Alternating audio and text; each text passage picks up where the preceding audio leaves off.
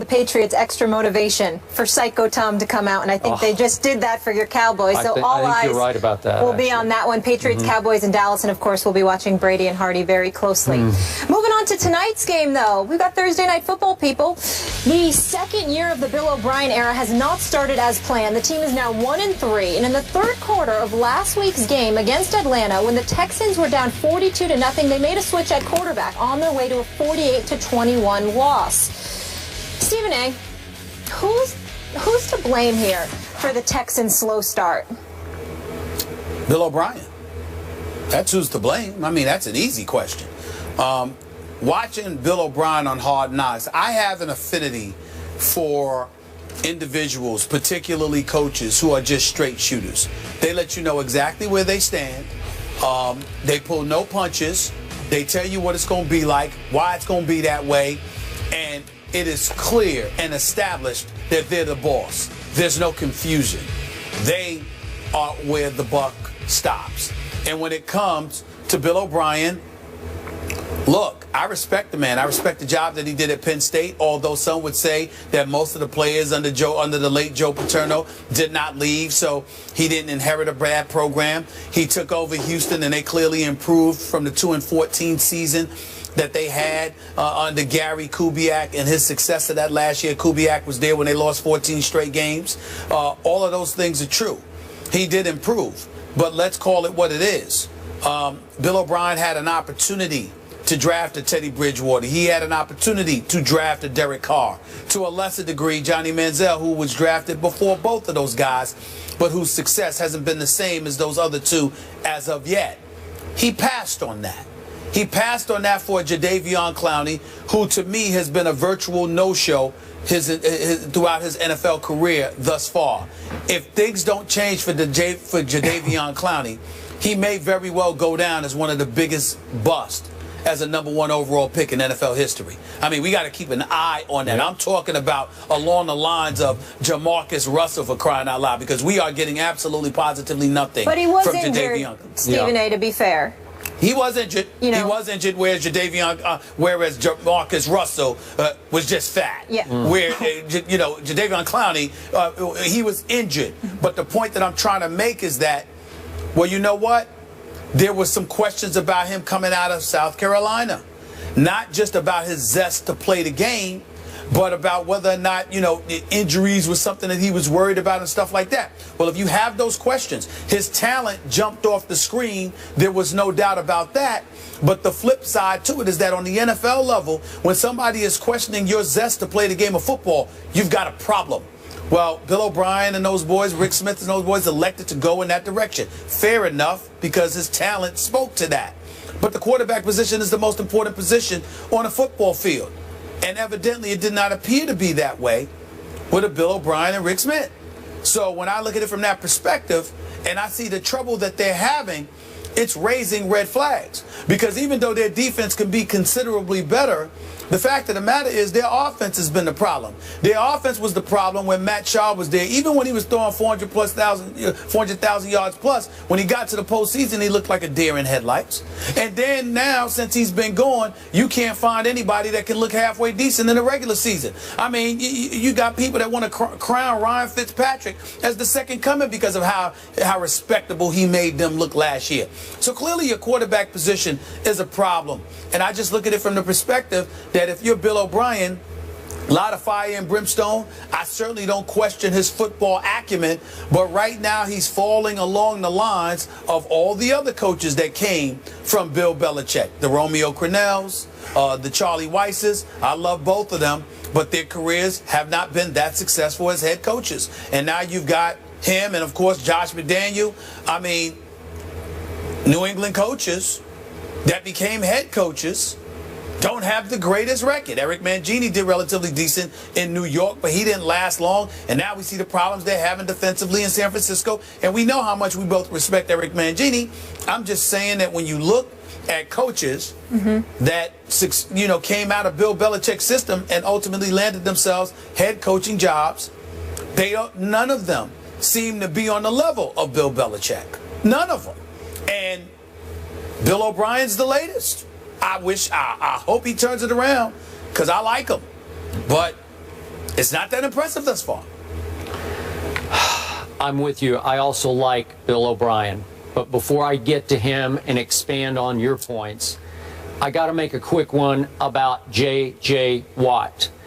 I believe the week you took off right before football started, the story broke that NFL.com had ranked the top 100 players in today's pro football. Right. And J.J. Watt was ranked number 1, the most valuable player in all of pro football, regardless of position, quarterback, running backs, receivers, J.J. Watt.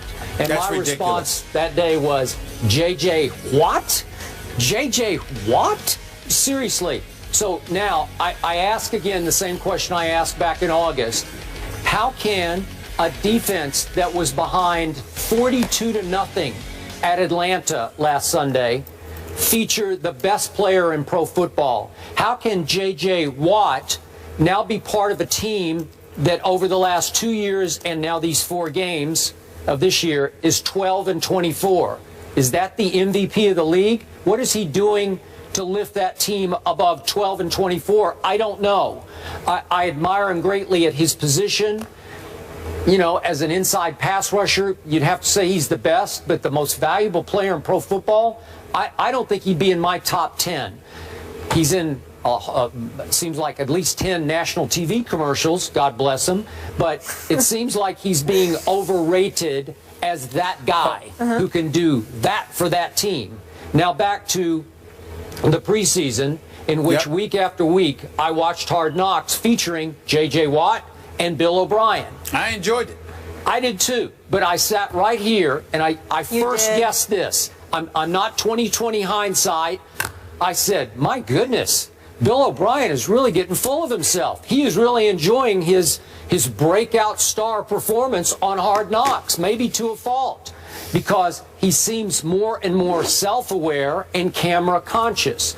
And we know some people around television can get camera conscious, where you see that red light and you gravitate to it. And it seemed like Bill O'Brien started acting like the guy everyone expected him to act like instead of just being Bill O'Brien. And clearly the first episode featured him dropping all kinds of F-bombs, and he said, my mom called and she was so upset and I apologized to my mom. And then it seemed like it was F-bombs away after that. Like he thought it was funny that this was his calling card. His trademark was, listen to me curse on Hard Knocks to my football team.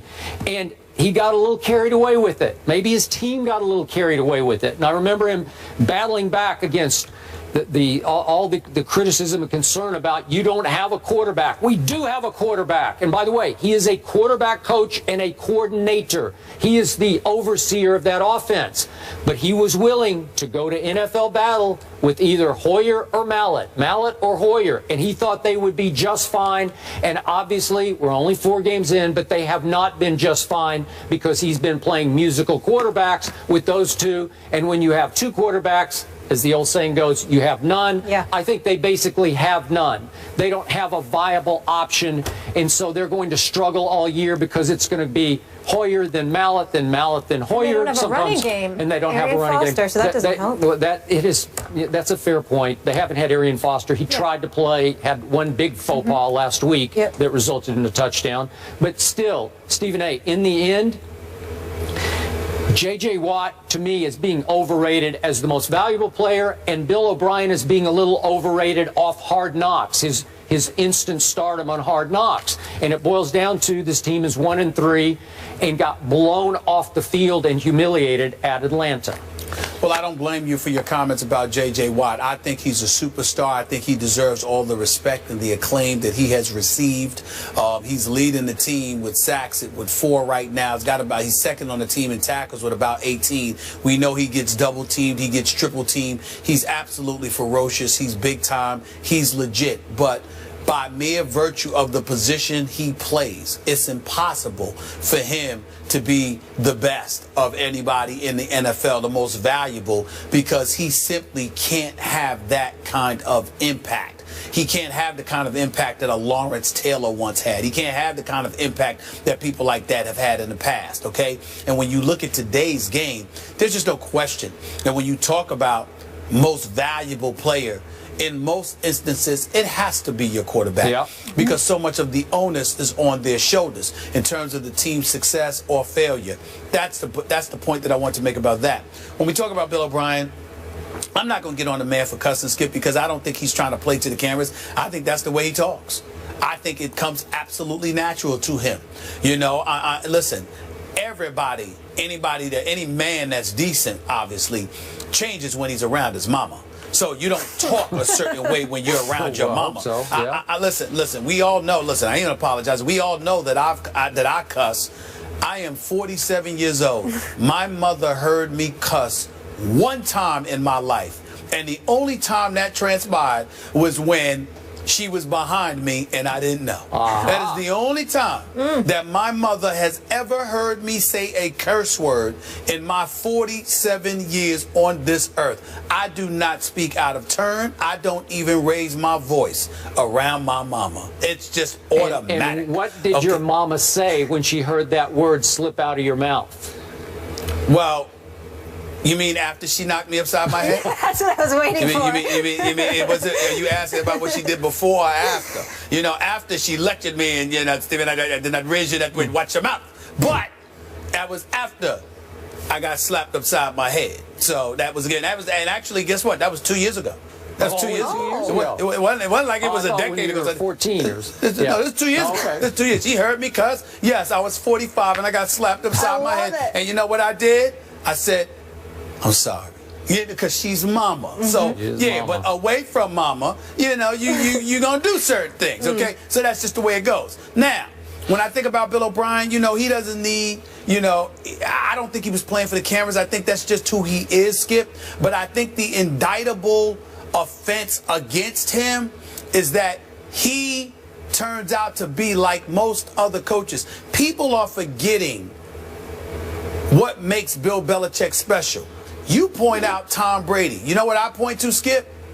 His courage to pick Tom Brady, to bring Tom Brady in there. And when Drew Bledsoe came back and was ready to go, he said, no, we're going to stay with Tom Brady. You got to remember, Tom Brady wasn't Tom Brady at that time. And even the games that he put forth, they weren't spectacular.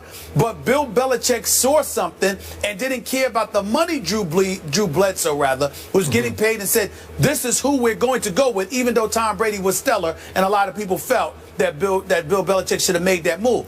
Unfortunately, what we see from Bill O'Brien and as other coaches, they tend to lean towards what they're familiar and comfortable with, understanding that that very thing goes against everything the NFL is supposed to be about. You ain't supposed to be comfortable. You ain't supposed to be secure.